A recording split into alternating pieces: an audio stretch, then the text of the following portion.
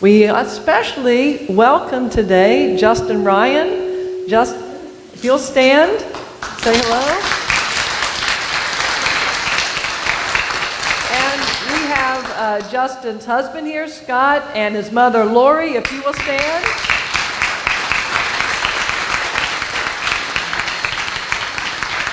So I have known Justin since we figured out about 2002 or so. We were both members just up the road in Sarasota at Church of the Trinity, and so Justin has always been very, very special to me, and you are going to really enjoy his ministry today. He has a beautiful heart. He brings a spirit to our worship, and there's all different kinds of ways to worship, and we thought having you come and ministry and worship with us today is a great day for us to just celebrate God's Spirit amongst us. So thank you for being here, and I know that you're going to enjoy it today.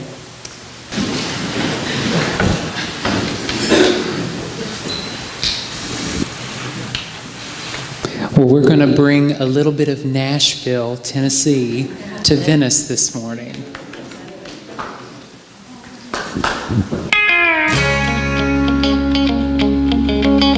Some of you may relate to this.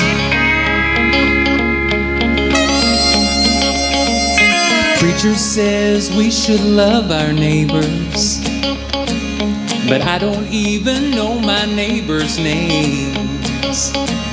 And every Sunday it's the same, trying to find the answers in the stained glass window. All the sins I carry on my shoulders, well, it's a wonder that I made it through the door. I broke some golden rules a good book said I should stick to. Does that make me rotten to the core? Yeah, the whispers in the pews, well, they ain't praying for me and you. How can a place so sacred be filled with so much hatred? 'Cause me and Jesus, we're as thick as thieves. If you don't believe us, maybe you just don't believe. They may say a guy like me is going straight to hell. Oh, but I think Jesus can love this Jezebel. I met my best friend Jack in Sunday school, singing about the B-I-B-L-E, learning about the love that purifies each one of us, and in God's eyes we are free. But Jack grew up and fell in love with Adam. Pretty soon the word sure got around, and those folks who'd agreed that Adam should love Eve, well, they kicked Jack and Adam to the ground. Yeah, the whispers in the pews, well, they ain't praying for me and you. If we're covered by His blood, then who are they to judge? 'Cause Jack and Jesus, they're as thick as thieves. If you don't believe them, maybe you just don't believe. They may say gay or straight, we're going straight to hell. Oh, but I think Jesus can love this Jezebel. This little light is mine. I'm gonna let it shine. So let me let it shine. I'm gonna let it shine. So let me let it shine, let it shine, let it shine. Me and Jesus, we're as together.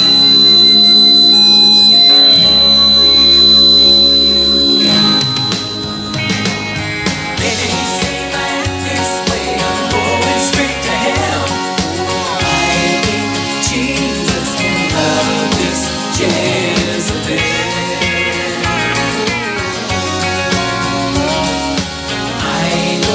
Jesus can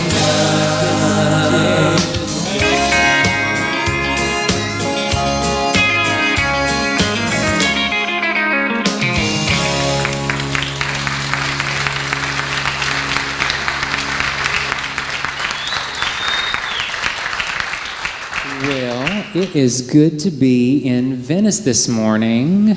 I have been here several times. How many of you have never ever heard me sing before? Wow, some of the jokes will be new for you today. Yay. But I sang here for the very first time when you all were in the little building out here. That's been many, many years ago. I was here with Marcia Stevens. Some of you will remember her from not too long ago. But my name is Justin Ryan, and I'm originally from a little town in Kentucky called Paducah. Now, if there are some of you who don't know where Paducah is, let me tell you where it's at on a map. It's between two little cities. One of them is called Monkey's Eyebrow, and the other one is Possum Trot. And so if you can imagine, there were not a whole lot of people in Paducah like me. But we grew up in a little church that was kind of like what we sang about, what I just sang about in that song. It was a church called Gospel Mission. Now you'd think that's a good thing, that the church would be all about the gospel mission. But as I grew older, we learned, we had a nickname for that church. We called it Gossip Mission. And I loved the songs of the church, and that's what got me through it. But the pastor of that church, the stuff that he said, not so much. And those people were strange. Every year at Halloween, they would do this thing called Heaven's Gates and Hell's Flames. I don't know if you've ever heard of that before, but it's a production where they depict people dying, and they either go to heaven or they go to hell. And it's the typical thing you would see in a fundamentalist church. You would see the good little husband and wife who are straight with their children in their car riding to Sunday church, and he's talking about how the kids made all good grades and he just got a promotion, and the wife is such a good housewife, and they have a car wreck and die, and they wake up at the gates of heaven, and they go up to the angel and say, "Is my name in the book?" The angel says yes, the hallelujah chorus rings out, and they go to heaven, right? But then there are the other things that they depict, which aren't so nice, where the people go to hell. My favorite thing of all that they did, well, it wasn't my favorite because it scarred me as a kid, but my favorite thing to try to attempt to watch was how they did their gay bar scene. Now, have you ever seen a straight church try to depict a gay bar scene? They had YMCA playing in the background.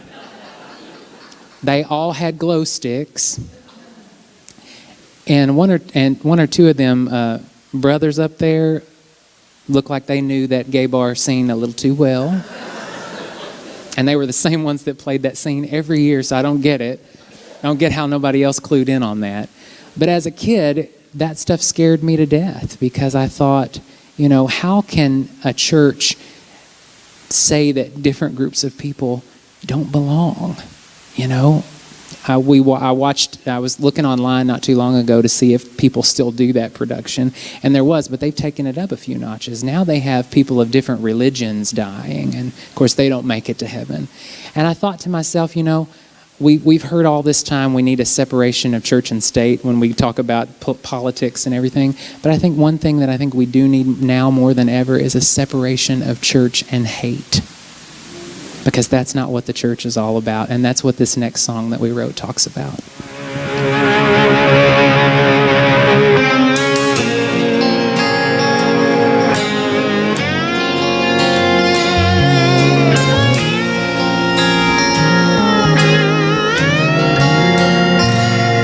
I saw a younger me today, looked into lonely eyes.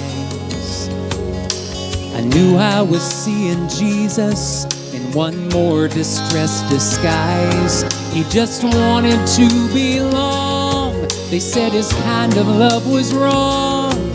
When they shut the door, his heart began to break. How could a sacred place be filled with so much hate? We need a separation of church and hate. Unity is the answer, not more boundaries we create. Love is a choice that we each can make. We need a separation of church and hate.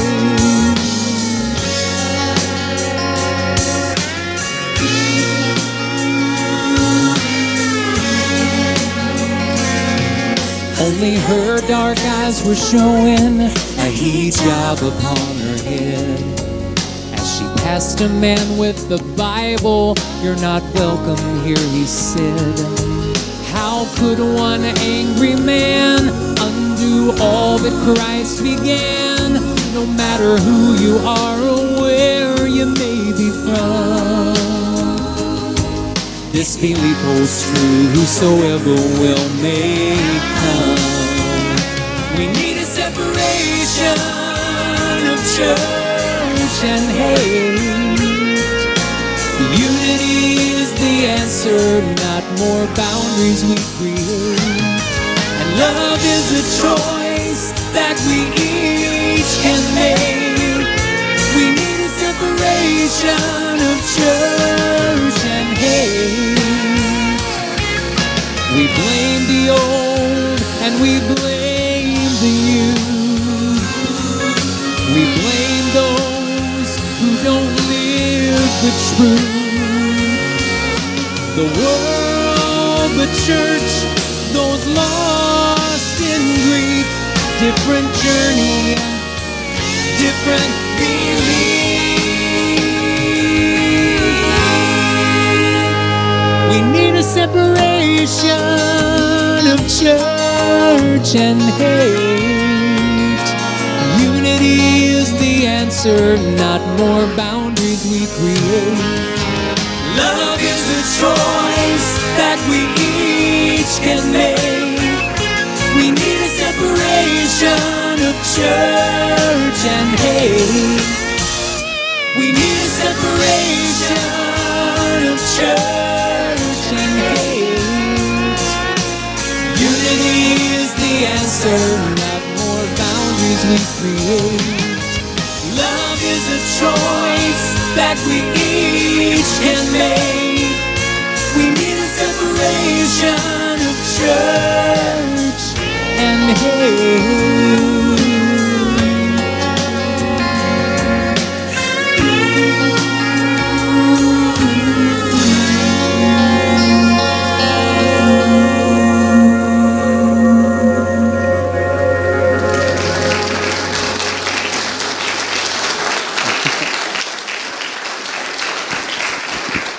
Well, I'm grateful that that wasn't the only experience in church that I had. I had my mother's parents, my grandfather, he was a pastor at a Cumberland Presbyterian church, and they kind of taught me as a little kid what grace was all about, something that they didn't know too much about over at Gossip Mission.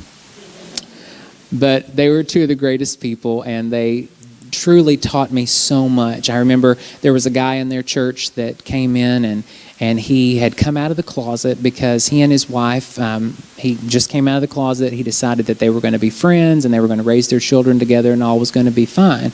But that wasn't what the church people thought. They kind of started to gossip about it. And I remember one day I heard my grandfather, I was about 12 years old, I heard my grandfather say, "Greg, can I talk to you for a minute?" And he said, "Sure." And so my grandfather walked up to him. He says, "I want you to know that this is your church. And if anybody has anything to say to you about it, you send them to me and I'll show them where the door's at."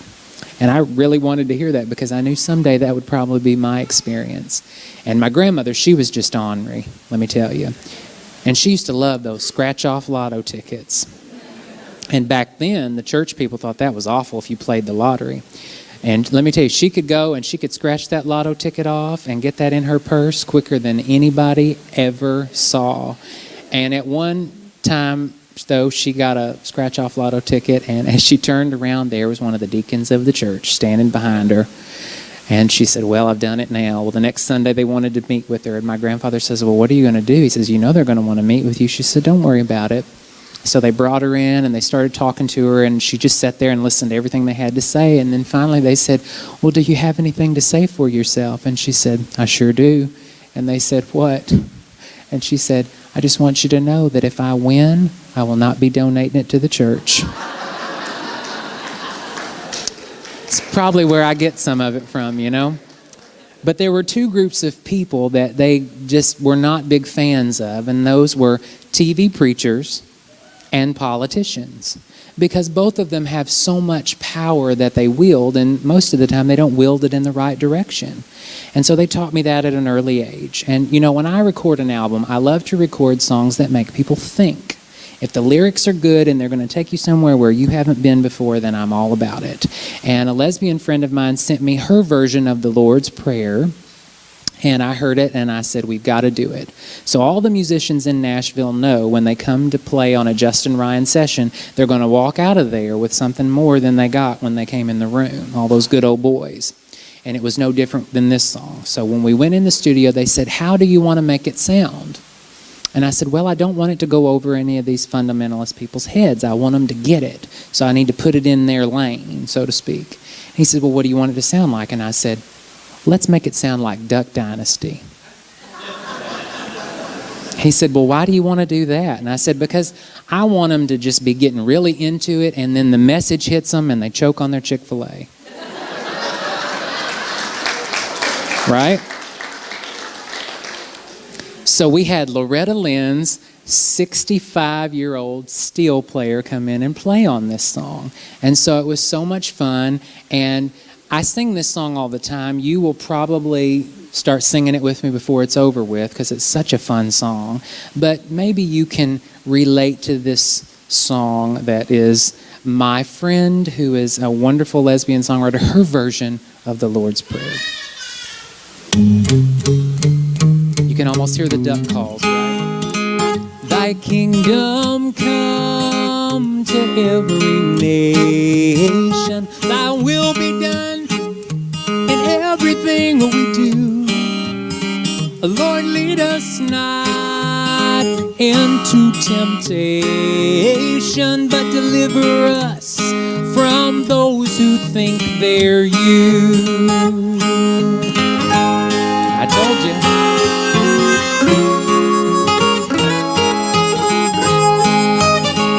Lord, send us forth to be of service, to build a bridge, to dig the wells, and deliver us from the TV preachers with their narrow minds and very wide lapels.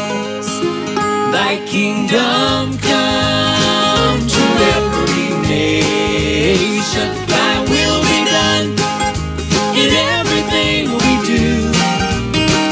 Lord, lead us not into temptation, but deliver us from those who think they're you. Lord, deliver us from politicians who drop your name in every speech as if they're your best friend from high school, as if they practice what they preach. Thy kingdom come to every nation. Thy will be done in everything we do.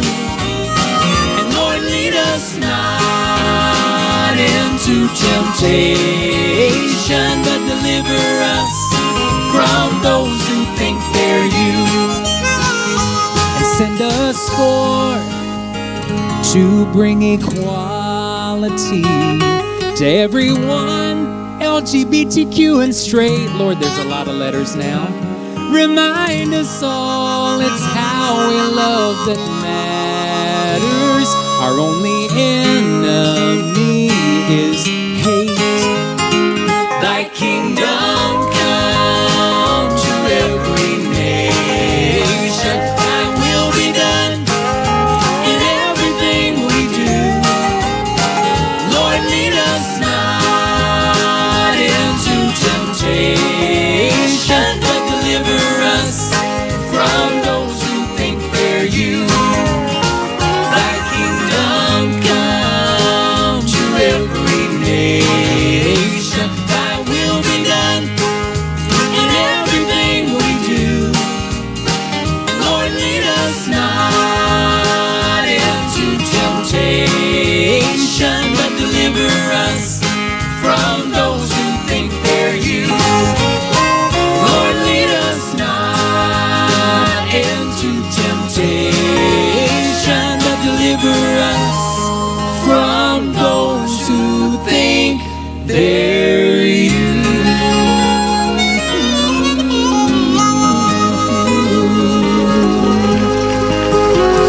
church said, Amen, Amen, Amen, Amen, Amen.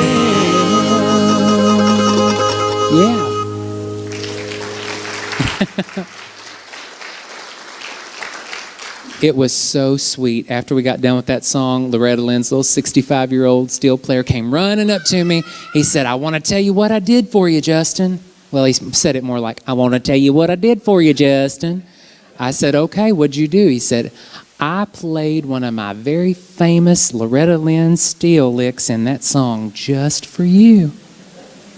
I said, I had no idea what he was talking about. And I said, oh, that's so sweet. Thank you so much. He said, you want to know what song it was? I said, sure. What song was it? He said, I played my famous steel lick just for you in that song from You Ain't Woman Enough to Take My Man.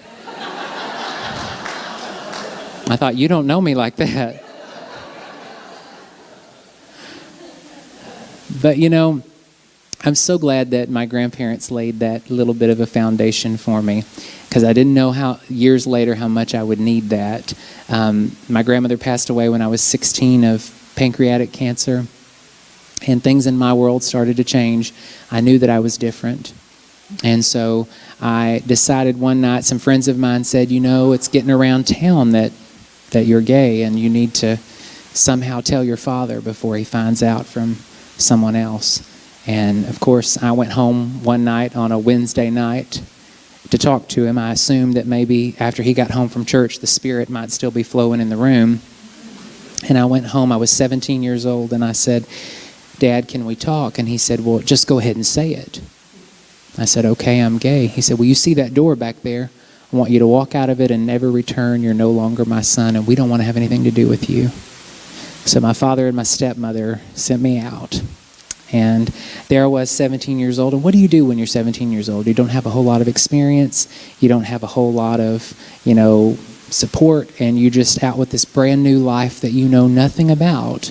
And it can be scary. And back then, if you were at the wrong place at the wrong time, something could happen. And so I just kind of lived life every day today the best I could. I was working a little retail job in my hometown and lived in my car for a little while in my senior year of high school. Until finally I did what we all do when we get into a bad situation. We jump into a relationship, right? Because if we can jump into a relationship, then we don't have to fix us. We can let someone else fix us, right? We forget that God already has the answers. We want someone else to just fix it. So I got into a relationship with someone who wasn't a very good person. And of course I was young and didn't have the best judge of character. And it wouldn't be anything at all for me to go to my retail job with a black eye or a broken foot, because things were just so bad at home. And they didn't tell you anything in our church about don't beat your spouse or don't beat your partner. All they said was don't cheat on them. And so I thought, well, as long as he doesn't do that, I'll be okay. And so one day I'd quit singing and thought that would never happen again. And one day when I was going to my retail job, they said, we want you to sing it at the store. And I was like, wow, I haven't done that in forever. And so the morning I was getting ready to go, I went to check my email and shook the mouse, and the screen popped up, and I guess the guy I was with had left his email up, and there was a strand of messages where he'd been cheating. So there was my clue. So I went and talked to him about it, and he said, well, Justin, he said, this is my house that you live in, and if you don't like it, you can leave. And so he left that afternoon, and I guess sitting there in my pool of tears and despair, I finally got it. I said to myself, I get it, God. So you don't want to have anything to do with me. The church people don't want to have anything to do with me. My dad doesn't want to have anything to do with me. And now the person that I've given it all up for doesn't want to have anything to do with me either. So I don't need to be here anymore. So I went in the bathroom and put on my favorite outfit, lacquered my hair up so that nobody would ever be able to move it, and went in and took some sleeping pills and some of his alcohol and laid down in my perfect little Lily Munster pose to die, because I thought, I don't need to be here anymore. And as I laid there, I thought, my dad's just going to hear this and tell people I had a health problem, and nobody's ever going to know what really happened. So I went in the kitchen in my stupor and grabbed a knife and tried to cut myself where I could. And when I passed out, I remember waking up and I was in the emergency room because the boyfriend had forgotten his wallet and came home and found me. And for a long time, I was mad that I had survived, because didn't God want me dead too? So I remember I worked with this guy who was the only other gay person that I'd ever met in my life at the time, besides the guy I was with. And to this day, he is still the queeniest guy that I know. He would take the little stick that you get the clothes off the top rack with, and he would twirl it down the aisle like a baton. And he came up to me one day after all this, and he said, I know you've been going through some rough stuff. He said, have you ever thought about going to church? And I was like, are you kidding me? What planet are you from? Church is the whole problem with all of this. And he said, no. He said, there's a church here in town you can go to. At the time, Paducah, Kentucky did not have a gay bar, but we had a little 30-member MCC church. And so when we talk about the 50th anniversary of MCC, I said, he nagged me for weeks, and I was like, I'm not going to do it. I don't want to go there. Those people are going to judge me. So finally, after nagging me for weeks, I said, okay, I'll go. So I showed up wearing my best outfit like I was going to the Academy Awards. Now look around you. Did we dress up? No. No one sent me the memo. I showed up way past gay standard time and sat on the very back row so that whatever was up here was not going to get me. And I don't know what it was. I don't remember what the pastor spoke about that day. I don't remember what they sang that day. But what I do remember was that very same feeling that I felt when I was that kid sitting in my grandfather's church came over me, and I felt like things might start to be better in my own life. Aren't you glad in those times when things happen in our life, when we don't know what to do, we don't know what decision to make, we don't know which way we're going to turn, that very same still small voice of God that talked to Troy Perry 50 years ago comes in and speaks peace to our needs when we need it the most, and it just simply says this: I am not the challenge, and I am not the war. Children, please lay down your armor, 'cause you don't need it anymore. See, you've been building your defenses since you were just a kid, but they're not gonna serve you now the way that they once did, 'cause I'm not the enemy, my child, you don't understand, so you keep fighting me. I'm not the enemy, I am the one who loves you like you've never been loved. I'm not the enemy.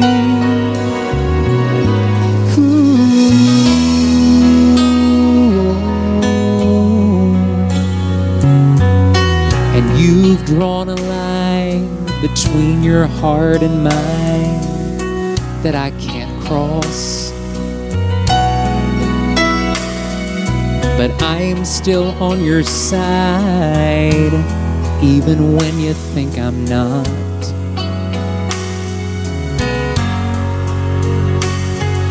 And my child, I would show you if you just let down your guard long enough to see it doesn't have to be this hard, 'cause I'm not the enemy, you just don't understand, so you keep fighting me. I'm not the enemy, I am the one who loves you like you've never been loved. I'm not the enemy.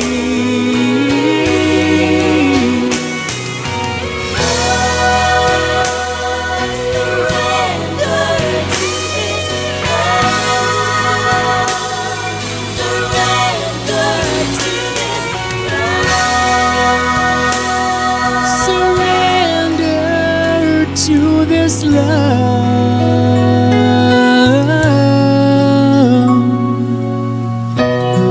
I'm not the enemy, my child, you don't understand. understand, so you keep fighting me. I'm not the enemy. I am the one who loves you like you've never been loved. Who loves you like you've never been loved. I'm not the enemy. Ooh.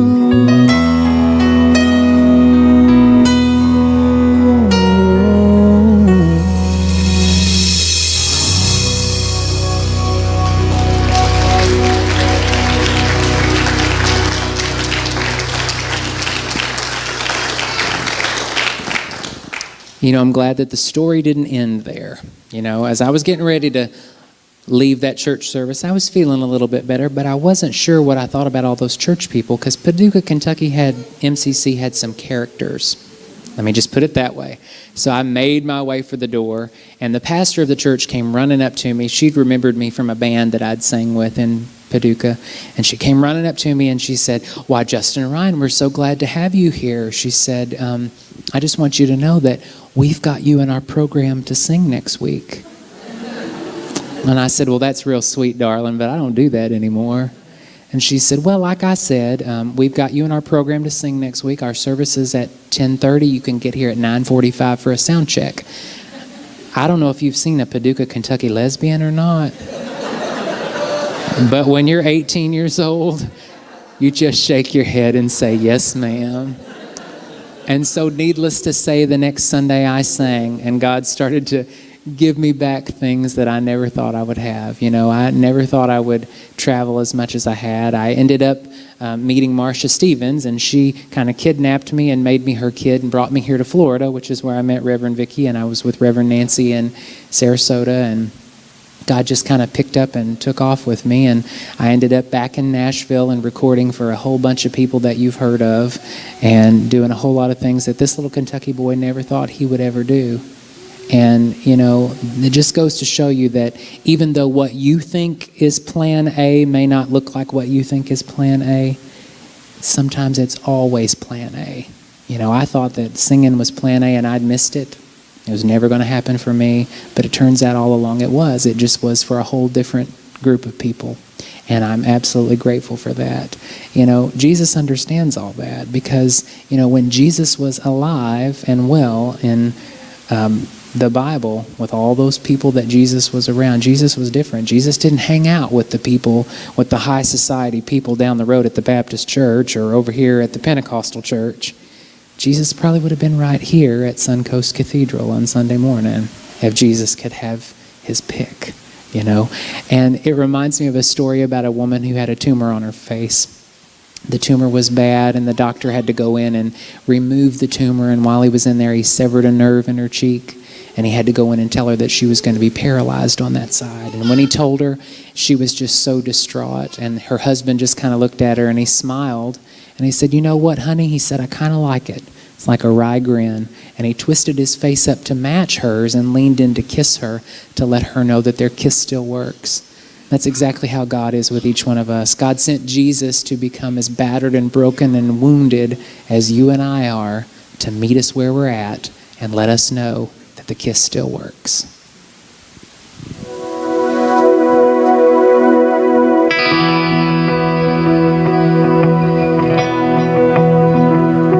I'm a single man going on 33.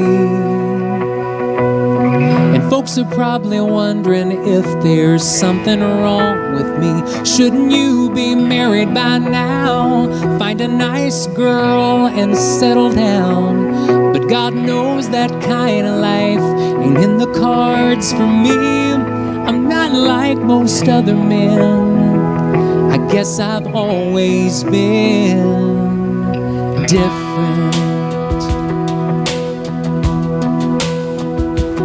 I was a mama's boy, kind of a sensitive kid. They'd say fight back like a man, but I never did. When other boys would bully me, I'd turn the other cheek. Always gentle, mild and meek. Some things you just can't change, and I've always been this way, different. So do I make you nervous just a little bit? Could you love me as your neighbor? Would you trust me with your kids? Are you afraid of me 'cause I'm not like you? Is there any one of us who isn't different? Some like to criticize the way I live my life.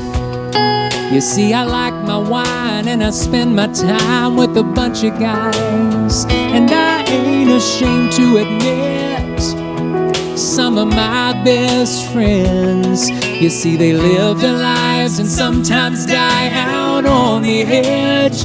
You might call them whores and freaks, but they're just like me, different. So do I make you nervous just a little bit? Could you love me as your neighbor? Would you trust me with your kids? Are you afraid of me 'cause I'm not like you? Is there any one of us who isn't different? My name is Jesus, and I live in Galilee. And there's an angry crowd outside right now coming after me. You've never seen such fear, never seen such hate. And if I'm right before tonight, I will be betrayed with a kiss from another man. That's how they'll know I am different. Oh, I am different. Don't you know we're all different? Ooh, different.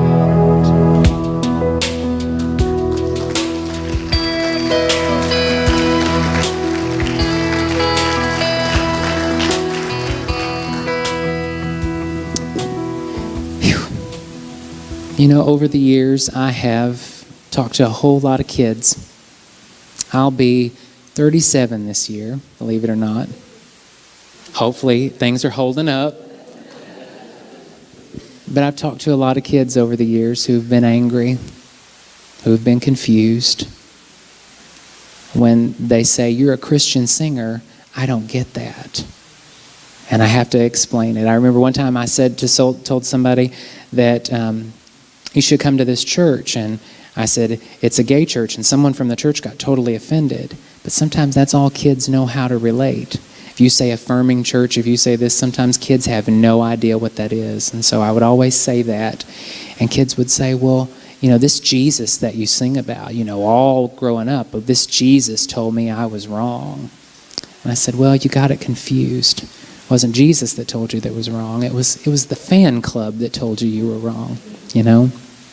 And the best way in my own life that I try to impart to the kids in the world that I come in contact with is that sometimes you can't see Jesus, sometimes you can't feel Jesus, but God sends people in your life to be Jesus with skin on, you know? Because sometimes we're the only Jesus that some people will ever get to see.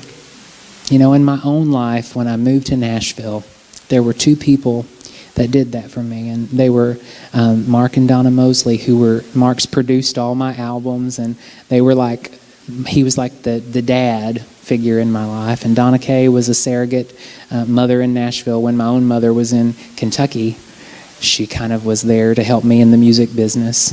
And last year Mark had a stroke, that was debilitating, and Donna Kay became his caregiver. And about 2 months ago, we found out that Donna Kay thought she had some vertigo. And we went to the doctor, and they said, well, we don't know how to tell you this, but you have a glioblastoma. And so you have 6 to 8 months to live. And so that's what we've been doing, is taking care of them. But even through this brain cancer, although she has been like a person who has been Jesus to me, even through this, she still does it day to day. We went to the doctor the other day, and it was this real staunch, cancer doctor, and he was giving her this bad prognosis. And she just looked over at him, and she said, I just want to apologize because I see who you are, and I know this is really hard for you, and I just want you to know that I'm thinking of you, and I know that coming in and telling all these people day after day all this bad news has got to be hard for you, and so I just want you to know that I'm worried about your heart. And he tried so hard to be so clinical, but finally he just couldn't help it, and he just reached over and gave her a hug and just loved on her. And I sat there and watched that, and I thought, here she is knowing that any day now could be her last day, and she's still trying to be Jesus to the people that she comes in contact with. And that's what we have to do every single day. When we go outside these doors, there's a whole lot of chaos and confusion and hate out in the world. And that's what we're called to do. That's what Troy Perry wanted to do 50 years ago, was to bring that message of love and acceptance to everybody else. And that's what we have to do. And so this is a brand new song. I've never sung it before today, other than when we did it in the studio a couple of weeks ago.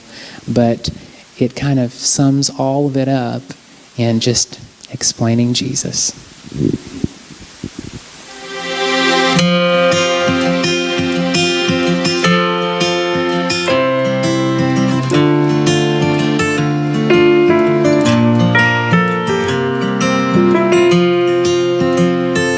If you're gay and over 85, and you felt for your whole life that when God made you, He just messed up.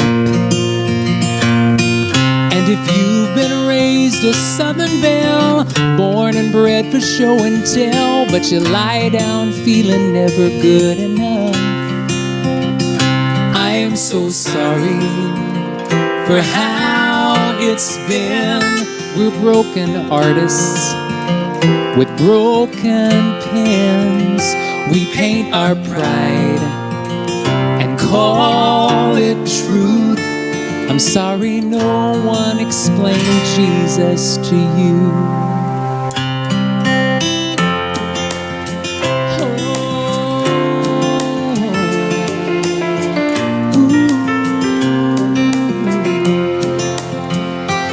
If you've heard a knock on your front door, but all that you found on the porch was a pastor that just wanted to be right.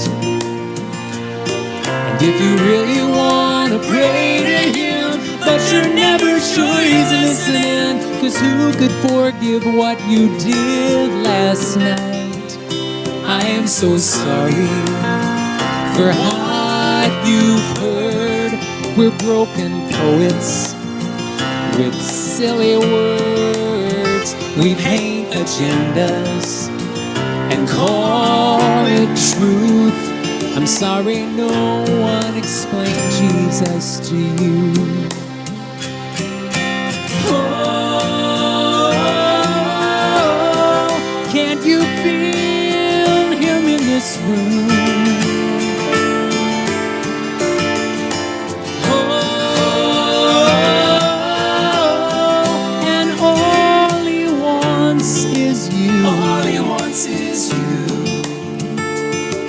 So sorry for all the wrongs. We're broken singers with broken songs. We paint our pride and call it truth. I'm sorry no one explained Jesus to you. I'm sorry no one explained Jesus to you. I am so sorry. I'm sorry no one explained Jesus to you. Will you sing it with me? Amazing grace, how sweet the sound that saved a wretch like me. I once was lost, but now I'm found. 'Twas blind, but now I see.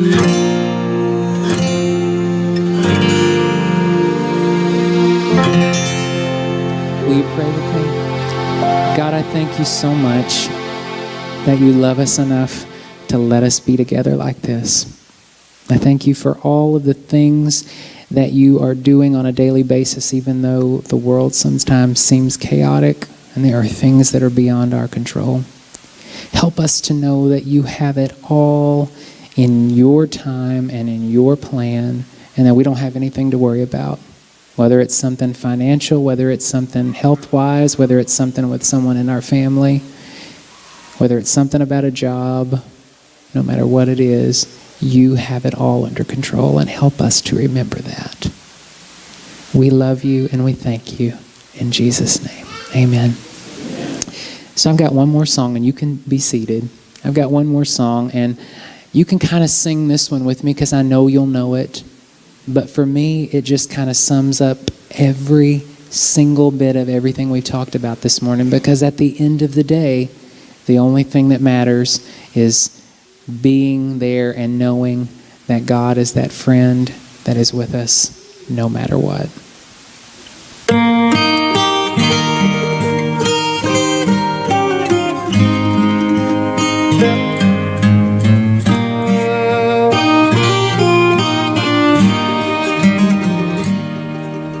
What a friend we have in Jesus,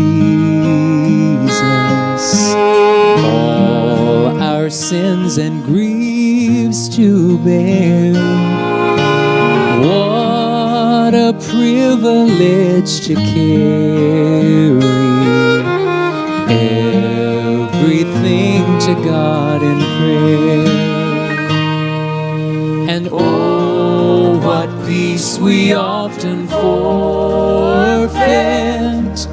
Oh, what needless pain we bear. Ain't that the truth? All because we do not carry everything to God in prayer. Have we trials and temptations?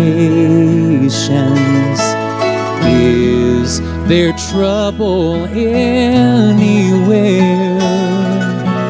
We should never be discouraged. Take it to the Lord in prayer. Can we find a friend so faithful, who will all our sorrow share? Jesus knows our every weakness. Take it to the Lord in prayer.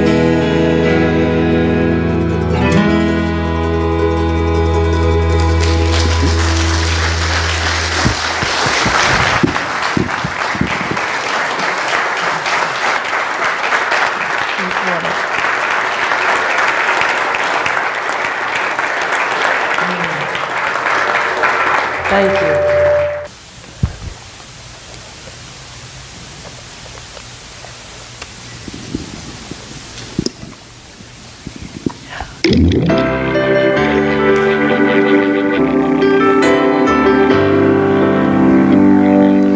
I believe in a place called hope, a place of perfect peace for every heart and soul, where every broken spirit can be made whole. I believe in a place called hope. I still believe in a place called home.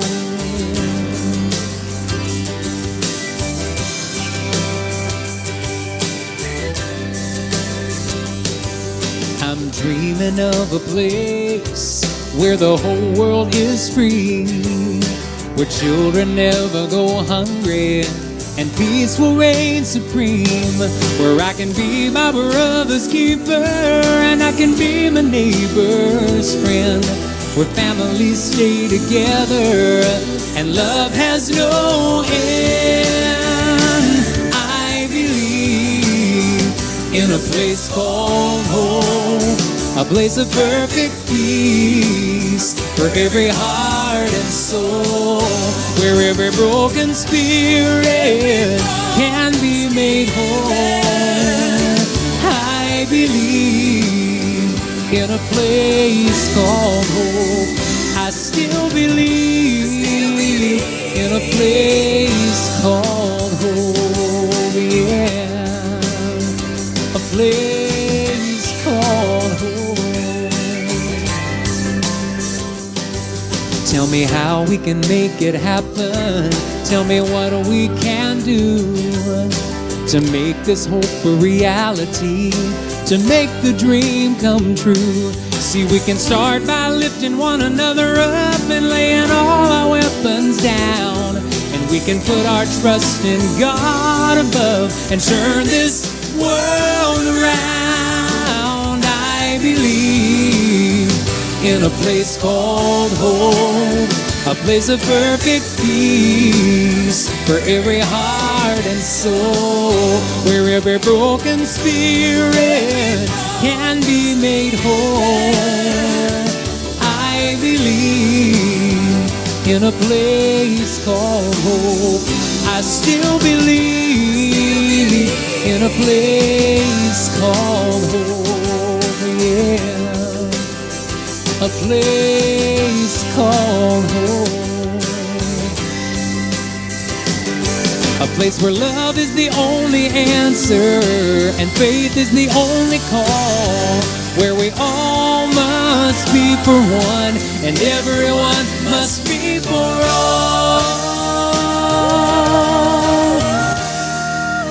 I believe in a place called home, a place of perfect peace for every heart and soul, where every broken spirit can be made whole.